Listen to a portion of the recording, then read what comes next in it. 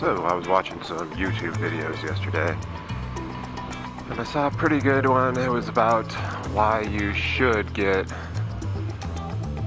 Supersport as your first bike.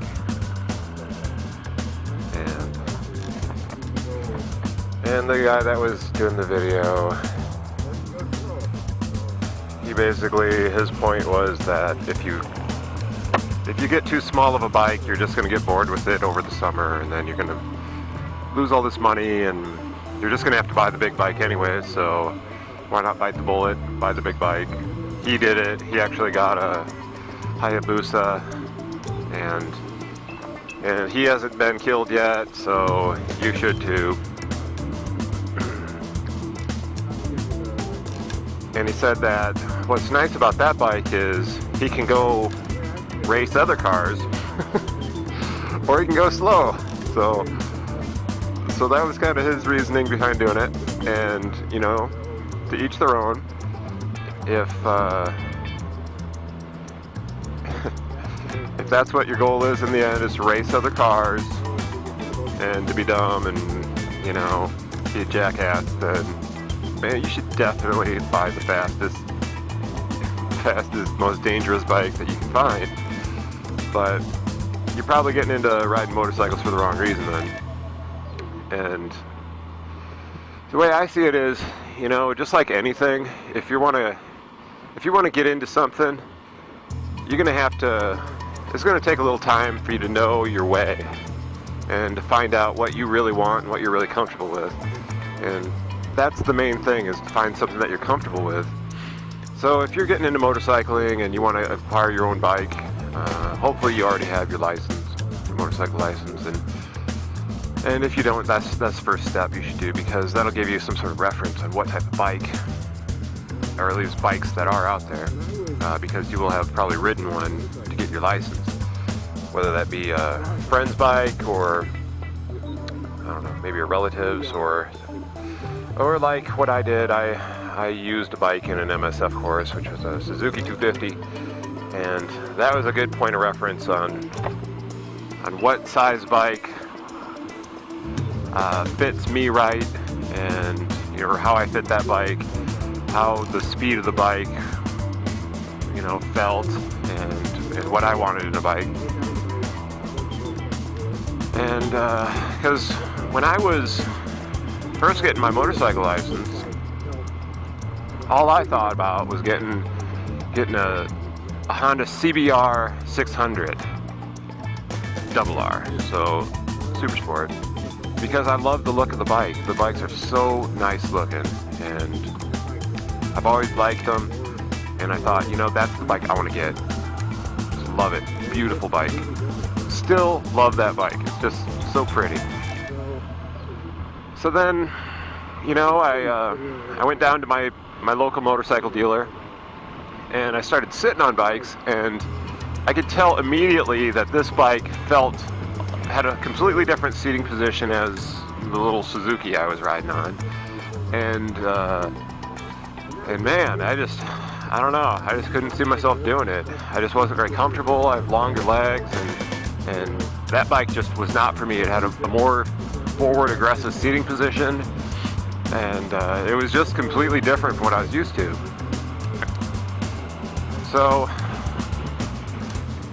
then I continued sitting on other bikes, and finally found out the one that I liked had more of an upright seating angle, had higher handlebars, and just had a more natural riding position. So, and that was just for me. Now, it's impossible to answer these questions. Should you get this as your first bike? Because, you know, everybody's different. There's not one size fits all. But I've already had another bike since my first one, because I had my first bike. I went and got an SV650, and then, you know, within a year of that even, I ended up buying a Suzuki V-Strom. So,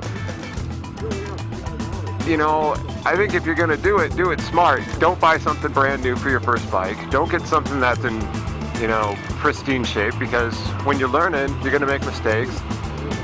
Get something that you're going to be able to resell, And, you know, if you buy a bike today, or, you know, like in the summer, let's say, and you buy a pretty common starter bike, chances are in a year from now, those same bikes will be selling for, you know, darn near close to the same price that you're paying now. So if you buy a bike for $3,000 and next year you sell it for $2,500 or $2,700, you're only out $300, and you were able to ride that bike all summer long, and some of the fall. You know, granted, if you didn't have to put any repairs into it or anything, but it's still pretty cheap to go that route.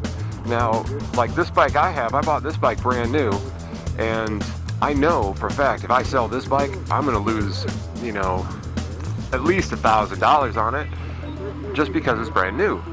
And but these older bikes, you know, these good first starter bikes, man, that is what's up. They're great for new riders. They're broken. If you get the right bike, it can handle a lot of abuse. And you know, you get something that's, I guess, doesn't need a lot of maintenance, not a total pile. Then, you know, in a year, sell it. Find out what you want, because it's just like anything. You don't know what you want at the beginning, you know. So I personally think it's nicer having a smaller bike, just to begin with, because you'll spend more time getting good at riding the bike than having to worry about the power band of the bike. You know, slower bikes, you know, they're more forgiving usually, and they cost less overall. So if you mess one up bad, man, you're not going to be out as much money as you would like a brand new Supersport. So, but whatever, you know, think of it as it's a journey. You don't have to get your dream bike day one. You know, ease into it. Have fun just riding bikes. Who cares if you got the fastest bike or what other people think or how you look on the bike? Just be comfortable. That's number one. Just be comfortable on that bike. Because if you're comfortable, you'll get good at riding it. If you're uncomfortable, you're going to hate riding it, and you're not going to be very good at riding it. So that's all I got. Be safe out there, guys. You know, don't believe all the hype about you got to have this or that. Just get something that's going to be right for you. Because at the end of the day, nobody cares what bike you have. It's just you.